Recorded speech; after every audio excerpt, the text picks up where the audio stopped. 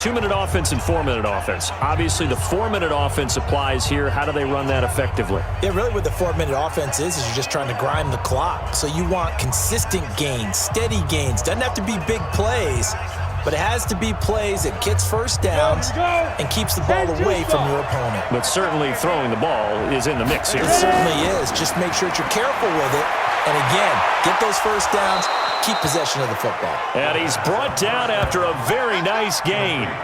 Great way to start the drive. 20 big ones and a first down. Tell you what, he's been able to put the ball in some tight spots all game long. That throw, no different. Yeah, a lot of people would call it a gutsy type of a throw. I think he looks at it as, I can do it, so it's not that big of a deal to me, and I'm going to keep firing.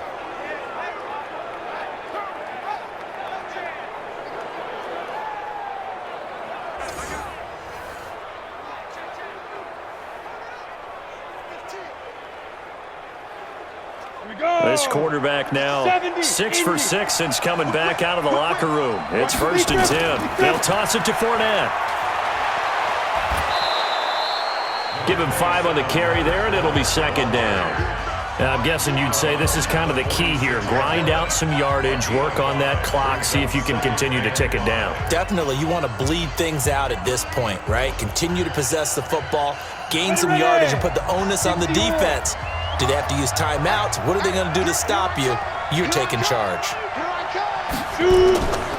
They'll run it again with Fournette.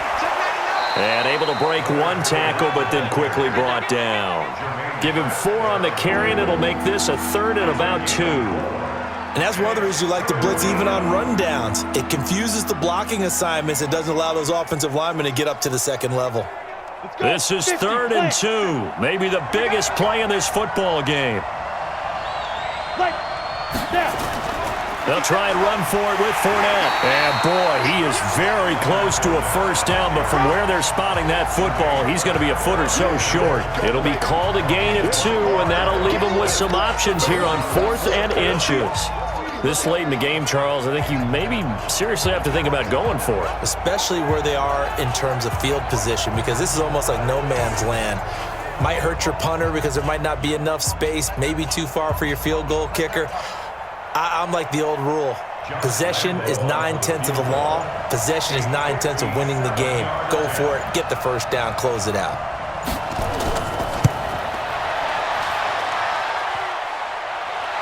Online, but off the crossbar, no good. A long-range effort denied 3 points at the very end.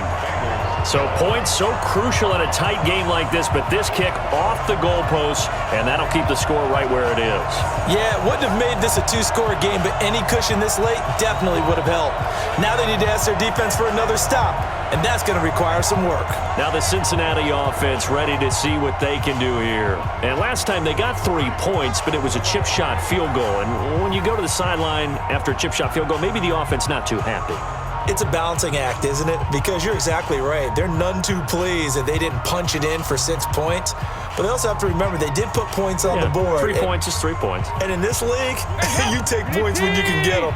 Not easily done. Good starting field position for them as they come up 1st and 10 on their side of midfield at the 47. Here's a throw out wide, complete to his running back right side. I call it no gain there on the first down play. Well, that was a simple throw and catch, but even with that completion, 0 yards gained, so they're behind schedule on down and distance. I think they were hoping to get it to him. He could make a man or two miss, but that window closed quickly.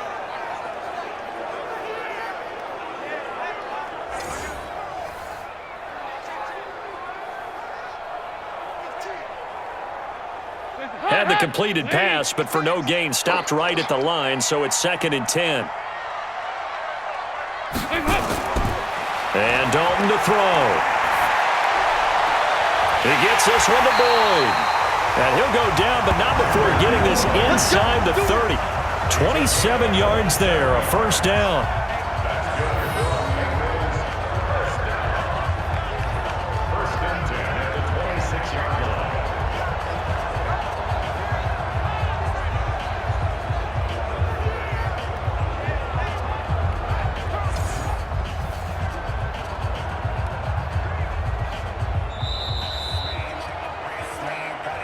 fourth quarter, down to the final 2 minutes, and we've got a one-score game.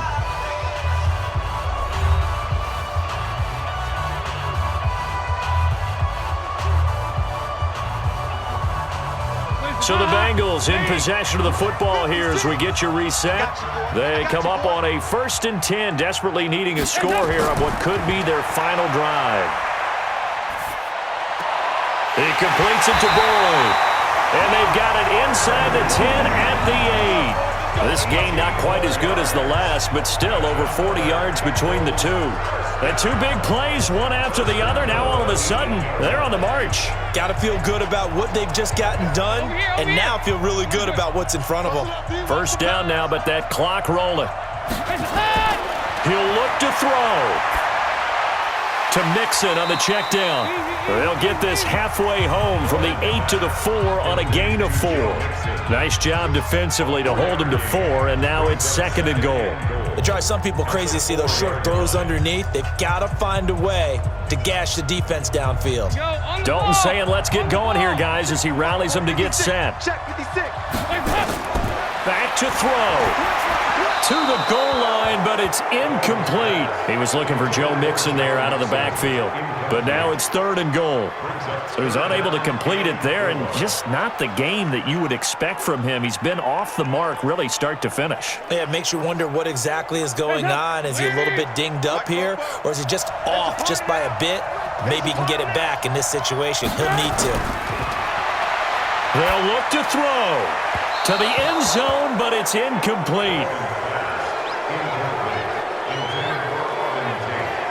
So this defense, they looked a little shaky to start the drive, but bottom line, they're a play away from finishing it off. They rocked them a little bit on this drive, didn't they? But as you and I both know, it's not how you start, it's how you finish. They have a chance to end it right here.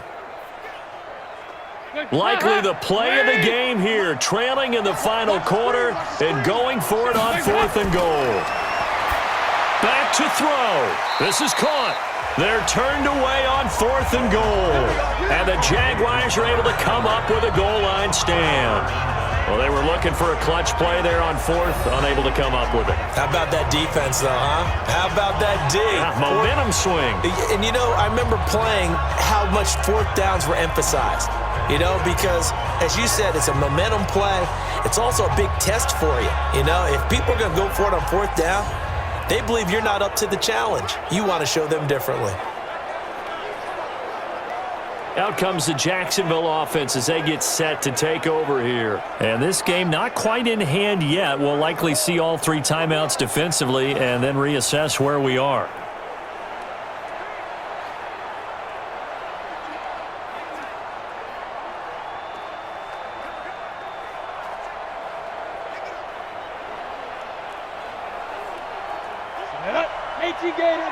Check 59.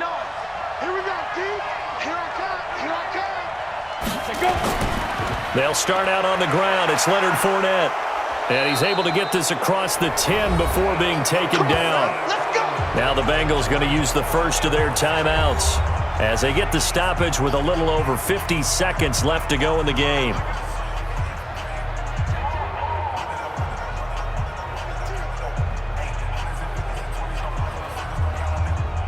Here we go. Set. 60 Pittsburgh.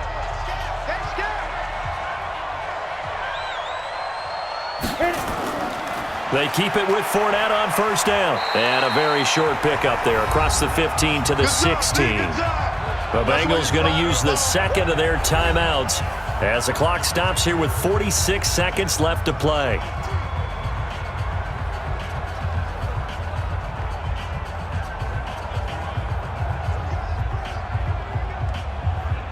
Have to imagine this will be on the ground as well as they come up 2nd and 7.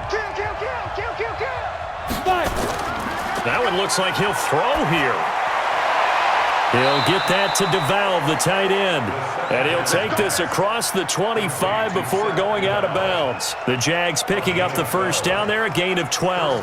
Well, they got the yardage they needed there, picked up the first down, got out of bounds. How about the urgency that they have, as well as you understand where they are on the field? So signs of life in what's been a dormant offense in this second half. Here's 1st and 10. Now the Bengals going to signal for their 3rd and final timeout as they'll stop it with 40 seconds remaining in this fourth quarter.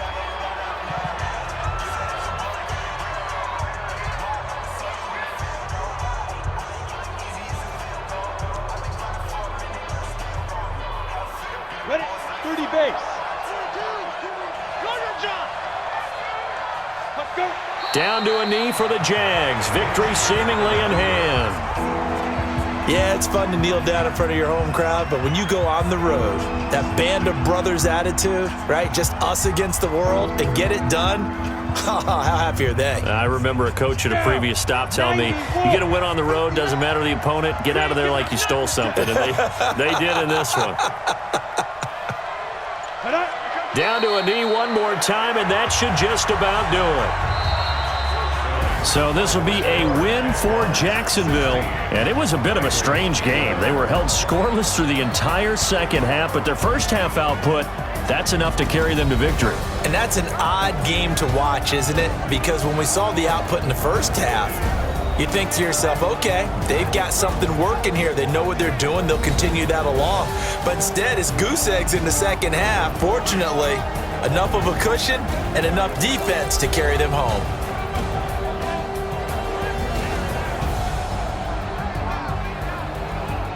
So that'll do it for my partner, Charles Davis, and the best darn crew in the industry. I'm Brandon Gaudin. This has been a presentation of the NFL on EA Sports. From Cincinnati, good night, everybody.